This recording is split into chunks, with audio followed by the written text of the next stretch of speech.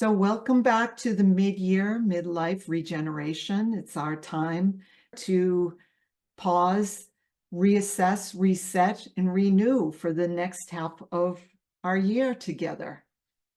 And we're focusing on ourself and our systems, of course, focusing this video on potential, our inherent potential, not firefighting existing problems that come from the past, but actually thinking about our potential and the future, skating to where the puck will be, as Wayne Gretzky said.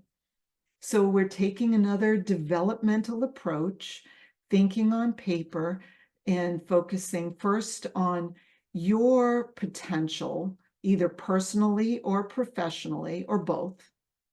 And then we'll stop and look at the system's potential. And that one will be the mind of an enterprise leader. But let's first talk about potential. You as an individual have a potential, and then your system has its own potential, which in living systems, we call it our essence. But I found this ancient Norse term called weird. So I've put them together, your weird essence. It comes from Old English, meaning to become, which I love that thinking because living systems is in a constant process of becoming. It's not static, it has this mystical, sacred concept. And it's not something that grows from experience. You'll notice the red thread because I'm using that as a metaphor for capturing and remembering and tugging on what is our weird essence. Let's spend time thinking that through and unpacking it over the next few slides. So your weird essence, from Latin, the word essence means essential qualities, innate disposition. It's the distinct core to someone or something. So something, it could be a place, has its own essence, or a team has its own essence. Certainly from organizations, you can see that they have their own essence if you compare one to another. So they're the tendencies, the talents, the inborn differences that make us all unique, the eunice at birth that guides us toward one area and away from something else, some other activities and things. And essence precedes personality. We can learn, we can grow, we can change, but our essence is deep inside of that. It endures. Essence is defined by a whole, a living whole, not by fragments. And sometimes, we call people or in organizations, especially I've heard, have you talked to finance? It's like, you don't see their core essence, or customers or millennials. And if you have a child or you have a pet, you wouldn't want anyone else to see your beloved just as a generic category. You know that they have an essence that's unique. It's an N of one. So essence doesn't conform to cultural expectations. Now, we shield it and we cover it up and we protect it with this layer called personality, which we need to live in this culture, in this world. But personality can outgrow its original utility, and then it blocks our essence. If I think about that myself as an example, I was rewarded to be, as a child, extroverted. So the more extroverted I was, the more attention I got. But at some point in my life, on this search, I realized that was just personality. When I unpeeled the layers, the coats of varnish, I realized I'm not that outgoing. I'm getting closer to my essence. So often essence becomes choked off or goes to sleep like an essence coma, and we can feel imprisoned. Often this voice, this sensation, muffled sensation or yearning surfaces beyond personality. So let's use this time to find our inherent potential that we all have, because essence has a potential. It's life that wants to become. So just as nature creates wheat, it doesn't create sourdough bread. Nature creates milk, but not ice cream. It creates the wind, but not electricity. What I'm saying is that for the potential of our inherent essence to evolve, we need to fan the flames. Just like this little girl here. If we don't fan and support her motivation to become a pilot, she might become a lawyer because her parents, culture, outside voices were directing her that way. And this quote from Marcus Buckingham is that human uniqueness is a feature, not a flaw. So what's yearning inside of you? That red thread that maybe needs a little more encouragement, regeneration. And we're going to start with this exercise. This is focused on yourself and your own essence potential. Like I mentioned before, we'll talk about the system later. So we'll go on a scavenger hunt. And we're going to look at what are some of the causes, the concerns, the wounds that seem salient in your life, not necessarily in mine.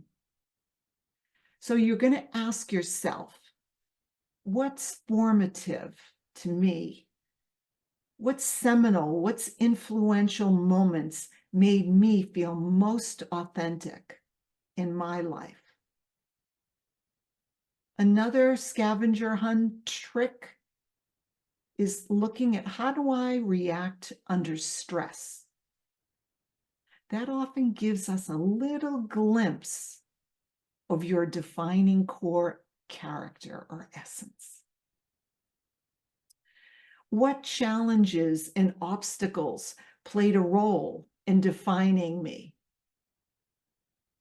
You know, you might have had some challenge in education, sports, nature, family, math, your own unique story that now you're realizing, I want to affect that area. For me, I go into education, and there's a reason why. My essence is attracted to that. You have your own unique story. And then finally, what are some of the issues, beliefs, and convictions that you always talk about with your friends, your family? I talk a lot about climate change. Anyone talking to me, I can turn it on to climate change. Also, I'm interested in industrial farming. So those are mine. And there's certain things I'm not interested. They're very good, worthy causes. I just don't have the energy or the attention towards them. I'm going to give you time. And now let's look at another side. Let's look at what are some of the strengths, the things you enjoy or you desire, want more of. So these are, what are some of the talents that I'd like to strengthen or develop even more? What are some of the dreams and ambitions I'd like to pursue if I knew I wouldn't fail?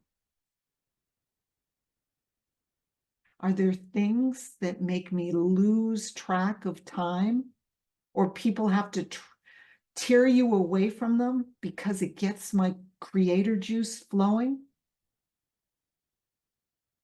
And maybe they're your friends, your family, they see unique attributes or qualities in you that you don't see because you're you. So let's put all of this together and do a scavenger hunt, looking at the causes, concerns, and wounds, or strengths and joys and desires. We're going to step back now. Based on what we've talked about so far and your thinking, let's reflect on these questions. What is energizing you now? And is your personality, are you realizing that maybe your personality has overtaken a little bit of your essence, or maybe it's on balance? How on track are you with living and working your meaningful purpose? Are you working from something that seems to be fueled from your own essence, that weird essence that wants to shine through? And what is blocking or draining energy, draining attention that you need to be able to work towards your own next stage role, your next stage contribution in the world? And in living systems, we talk about the metaphor of acupuncture, where the acupuncturist knows the precise spot to place the needle to release the energy in the system. That's a nodal point. So what's the one thing, the one nodal point that would release some energy and refocus attention for you? Build your will, perhaps. Now, finally, I have to remember that when we do change, our system doesn't like change. So any type of change will trigger an instinctive fight, flight, or freeze response, because our systems want to maintain the comfortable, habitual patterns of existence. Our instincts want homeostasis, but your head, your heart, your essence wants change, transformation somehow. So try this one small, easy, private action, so tiny that it goes under the radar of your internal alarm system. What would that be? That nodal point that's tiny. Now let's look at your system. And we're going to work from a meaningful purpose that's linked to our collective essence, whether the collective essence is your team, your department and organization, or the whole company. And we'll use a systemic framework called the mind of an enterprise leader. And from a living systems perspective, the aim that we're always having is evolving the customer's capacity, their ableness to do more at a higher level than they're doing now. Not just to deliver their existing solution, but are we supporting them in their evolution? And are we integrating our offering? Does it integrate with their value-adding process?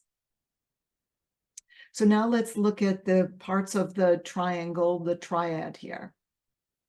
First of all, purposeful agency. On a scale of 1 to 5, 1 low, 5 high, how much motivation, will, backbone, taking initiative do we have versus sitting back or being reactive? So rate yourself as a system, whoever you chose, whether it's your team, department, or organization, around purposeful agency for the mind of an enterprise leader. The second area where an enterprise leader thinks is actually whole business thinking and taking action. So instead of being a fragmented, siloed leader who says to his team, I don't know what you guys are failing, but I'm doing all right in my subsystem. No. An enterprise leader thinks and acts on behalf of the whole system, scale of 1 to 5. Because if you remember, I have this premise, a fragmented, siloed, piecemeal thinking leads to fragmented, siloed, piecemeal way of doing, being, and leading. And the third area that we're going to focus in this triad is on self-managing capacity. So on a scale of 1 to 5 for each of these, reactive, ego, or meaningful purpose. None are necessarily good or bad. It's about the context and the right working in the right context. So what is appropriate for each situation and the relationship between them? So if we think firstly about reactive on a scale of 1 to 5, that could be defined as automatic response to an external stimuli or protecting ourselves against outside influences, being oversensitive or over-attentive to others' opinions, demands, or requests. Does a customer say jump and you say how high? But if you were to be more reflective and more discerning, you're realizing we don't really even want to respond to this customer this way. The second area is ego. Again, it's not good or bad. I need ego to stand here and talk to you now, believe me. But ego, think about it as upholding personal or group beliefs. I'm doing that right now. Or pursuing personal or group aims, protecting my reputation, my control, covering my arse. I also might want to increase my power, my span of control, my ability to influence. Sometimes upon reflection, we might say, maybe we overdid it. Finally, meaningful purpose. It's about overcoming our self-centered self-interest and evolving the capacity of our beneficiaries, exercising stewardship on behalf of the whole, not fragments, and connecting our unique essence with the essence of our people, our places, and our causes. So not thinking about, oh, this is the customer. It's like, who is the customer? They have a name. They have aspirations. They have dreams. So here it is all together.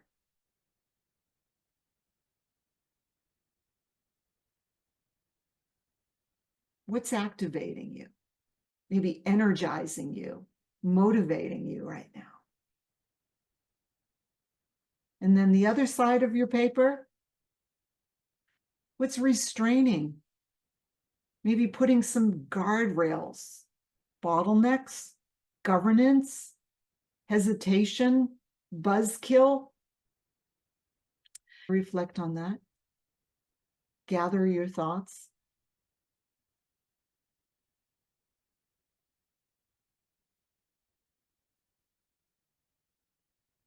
To put these two frameworks together, the mind of an enterprise leader and the 3 lines of work that we talked about in the last module. So here's some questions for you. What was the difference between your left-hand side and your right-hand side of that paper for yourself and for your team, if you communicate this and share this information with your team? What are we paying attention to or not paying attention to? What's the effect and the effectiveness of your team on the 3 lines of work, on our customers, on our stakeholders, our beloved beneficiaries of our work? Where's the nodal point that could release the energy, find the right node, release the energy in the system, refocus attention, release energy, engagement perhaps? And then where's the nodal point for your team and for you as an individual? So those are the questions to reflect on. I'm going to stop us now and tell you that we'll meet back in the 3rd session, which will be on discerning worldview paradigms, not having paradigm blindness. I look forward to sharing that one with you. Thanks.